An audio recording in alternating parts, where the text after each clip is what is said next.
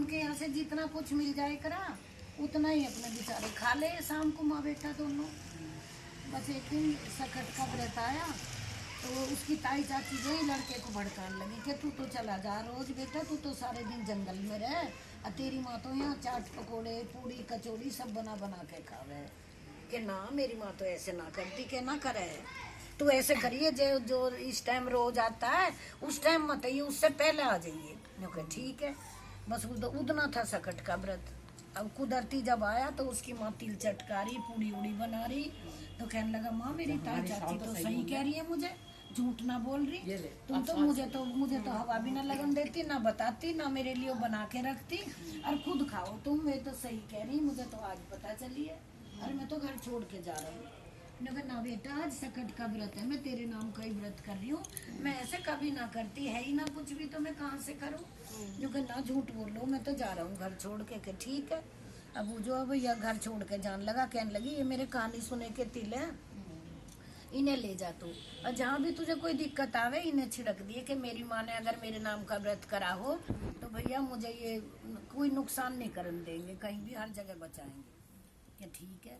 मने करते करते माँ ने दे दिए तिल लेगा।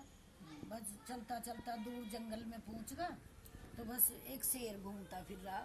अब वो डर गया एकदम से देख के कि तो मुझे खा जाएगा, दिन छिप रहा है, यहाँ ना कोई आसपास कोई गांव ना घर में, कहाँ जाऊँ, अभी तो चल ही रहा हूँ। बस कहने लगा कि अगर मेरी माँ के इन तिलों में शक्ति है, मेरे व्रत के नाम के रखे मेरे नाम के, तो उन्होंने भी तिल छिड़क लिए अपने चारों तरफ और बैठ गया कि इसकी गाय बन जाए, अगर मेरे इसमें शक्ति है तो भैया वो बैठ गया आँख बंद करके ऐसी, तो वो थोड़ी देर में देखे तो एक गाय घूम रही है। वो बड़ा खुश होगा कि भैया मेरी माँ तो सच्ची, मैं तो पड़ोसनों ने ही निकाल दिया, पर चलो देखते हैं। फिर आगे चल दिया। चलते चलते तो बहुत बड़ी नदी आई। अब नदी से पार गांव था किसी का, जिस जहाँ भी जाता कहीं बैठने उठने को, तो इनके बिना पार करे कैसे जाऊँ, यहाँ तो रात को मुझे खा जाएंगे, जी जनावर ऐसे फिर रहे हैं, शेर वगैरह सब खा जाएंगे मुझे, अब यहाँ क्या करूँ, रात हो रही है। तो उनने जो फिर तिल याद आई, कले तिल छिड़क लूँ गंगा मैया में, मुझे रास्ता दे दे। तो उन्हें ऐसी कही अगर मेरी माँ ने मेरे नाम का व्रत रखा है तो मैं तिल छिड़क रहा हूँ, मुझे रास्ता हो जाए। उन्हें तिल छिड़क दिए, भैया पानी हट गया, वो निकल गया। आगे जाए के तो एक बुढ़िया के घर गेट खटकाया, उनने खोला तो बुढ़िया पूड़ी बना रही है, रो रही थी। कहने लगी कि माँ कह सकता हूँ तुम्हें? कि हाँ बेटा कह दे। कि तुम पूड़े भी बना रही हो, खुश भी हो रही हो, पूड़े बना रही हो और रो भी रही हो, तो ये क्या बात है? कहने लगी कि बेटा बस ऐसी बात है, पूड़े तो नहीं बना रही हूँ कि आज सकट का दिन है और मेरे बेटा का आखिरी दिन है आज, तो उसे उसकी अच्छी अच्छी चीज़ बना के खिला दूँ। कि क्यों? कि यहाँ हर 6 महीने में आवा पकता है तो एक की बलि लगती है, तो आज मेरे बेटा का नंबर है। कहने लगा अच्छा तो तुम ऐसे करियो, मुझे खिला दो पूड़ी कचौड़ी। या कि हाँ पूड़ी कचौड़ी तो तू कितनी खा ले और मैं चला जाऊँगा तुम्हारे बेटा की जगह। मैंने कहा बेटा पूड़ी कचौड़ी पूड़ा तू कितनी खा ले, पर किसी की आई में दूसरा कौन जा, कि ना मैं चला जाऊँगा।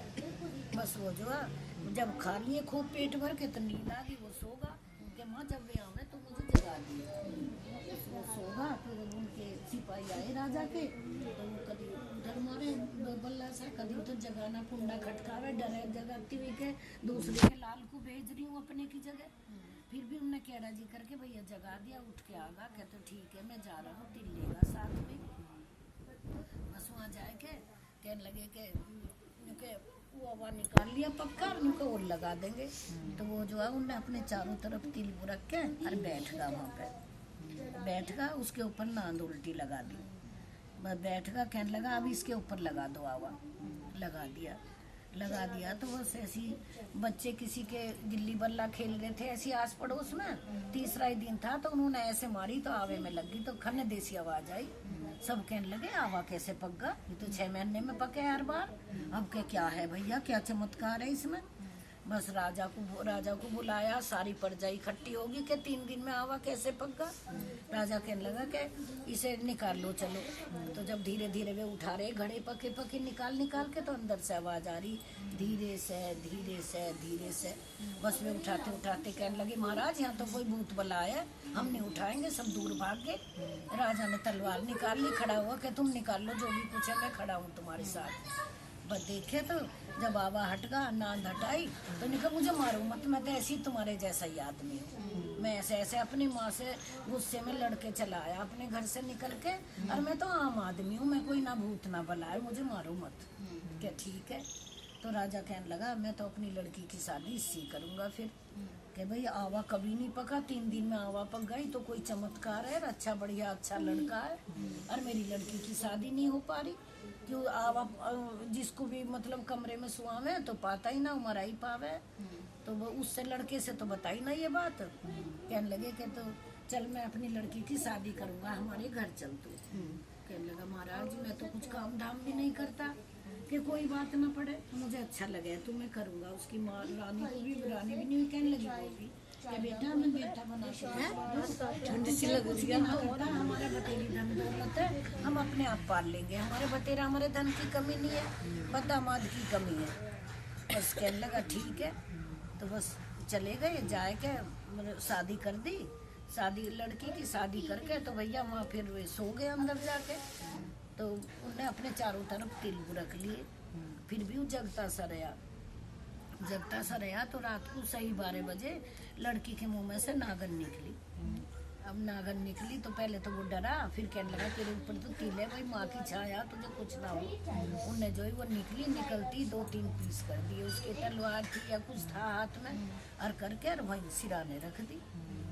बस सबको जल्दी रही गेट खोलने की, कभी कमरा खोलो लड़की को जगाओ। देखे तो अपने दोनों जिंदे हैं। कहने लगे कहे यूँ कैसे, कि ना बस ऐसे ऐसे यूँ कहे क्या बात है, फिर भी भाई हम आज तक इस राज को समझ नहीं पाए, अब तू जिंदा है तो तू तो बता दे, कोई चला जा हमें पता ही नहीं चलता कि क्या बात है। वो नागन काटे और फिर लड़की के अंदर ही चली जाए करी, लड़की जिंदा रह करी। बस वजह कहने लगा देखे नु के ये है, बस देखा नु कहे ये सांप कहाँ से आ गया, कि ये लड़की के मुंह से निकला था सही 12 बजे रात को। और मैं ऐसे ऐसे मेरी माँ ने मेरे तिल का व्रत रखा सकट से उठ का, तो मैं वो तिल लेके आया, वो मेरी हमेशा रक्षा करे। मैंने वो तिल चारों तरफ अपने डाल लिए चारपाई के, तो मुझे कुछ नहीं हुआ। कि अच्छा बस राजा ने जो ही अपने शादी तो हो ही रही, राजा खुश होगा कभी, अब तो दामाद लड़की सब खुश है, रहते रहो यही। फिर एक दिन ऊपर चढ़ गए छत पे दोनों, राजा भी वो लड़की भी और वो लड़का दोनों जैसे छत पे टहल गए। तो वो दिखा रहा कि देखिए गांव में उधर शहर है ये सब है, हमारा भी गांव है। लड़की कहने लगी तुम्हारा गांव भी है? कि हाँ मेरा गांव है, घर परिवार है, मेरी माँ है। कि तो फिर जब तुम्हारे गांव है तो यहाँ क्यों पड़े हैं हम, फिर चलो अपने घर ही, अपने घर चलो, फिर हम यहाँ क्यों पड़े हैंगे भाई। कहने लगा कि चल तो अपने पापा से कह दे विदा कर देंगे। वह लड़की आई उतर कहने लगी पापा मुझे तो अपनी ससुराल जाना है, इनके तो गाँव सब है, मम्मी सब है। कि तो चले जाओ बेटा, मुझे तो कोई ऐतराज ना, मैं तो इस दिन को चाह रहा था कि मैं भी अपनी लड़की को विदा करूँ अच्छी से। पर राजा ने खूब धन दिया, जितना भी हो जितना भी दे सकता है, गाड़ी वाड़ी लदवा के और अपने बहुत अच्छे से विदा कर दी लड़की। विदा कर दी तो जब गांव के आसपास पहुंचे कहने लगा देखिए है हमारा गांव। अपने उससे कहने लगा मैं उंगली उठा रही हूँ ऐसी आएगी फोन में कि ये है हमारा गांव। अच्छा वो सुनने जो है एक सिपाही भेजा, राजा ने सिपाही भेजी साथ में के सामान वामान तरवाना, उन्हें सिपाही भेज दिया कि मेरी माँ से कह दे तेरा बेटा आया। बस कहने लगे कि न जाके कहीं के घर बता दिया कि ऐसे ऐसे यूँ है हमारा घर। तो कहीं माँ तेरा बेटा आया जल्दी उठो चलो। कह रहे बेटा तू भी मेरा मजाक बना रहे, सब आगे की पीछे की तोरन जिठानी सब ने करवा दिया मेरा लड़का, अब मेरा सब मजाक बना रहे, वो कहाँ आ रहा है। अब बुढ़िया रोती रोती अंधी हो गई। कहने लगी ना मैं देख सकती ना मुझे पता है। तो बस वो कहने लगी कि अगर मेरा लड़का होएगा तो मुझे पता चल जाएगा कि कैसे कि मेरे दूध की धार उसके मुंह पे जाएगी अगर मेरा लड़का होएगा तो, और ना तो तुम मजाक बना रहे हो। बस लड़का आगा आके देखे तो उनने जैसे अपने ऐसे कपड़े पहन रखे निकल लोहे के से जिसमें से कुछ निकले ना, तो एकदम मुझे उसमें से फूट के दूध की धार लड़के के मुंह पे पड़ी। उनने ऐसे हाथ फेरा तो लड़के की आँख भी ठीक होगी माँ की। बेटा ने हाथ फिराया और बस वो कहने लगी कि हैं कि माँ मैं आ गया, ये तेरी बहू है, ये तेरी बहू को लेके आ गया मैं। क्या अच्छा भैया अपने बहू बेटा खूब खुशी से उन्हें आदर से बैठाए, खूब आव तवज्जे करी, गाजे बाजे बजवाए। सकट महारानी सकट ने जैसे उसकी बाड़ी ऐसे सबकी भैया खुशी रहे, सबके बाल बच्चे बने रहे। जैसे बुढ़िया के साथ हुई परमात्मा, जैसे पहले हुई ऐसे किसी के साथ ना हो, जैसे बाद में हुई ऐसे सबके साथ हो। कहने वाले का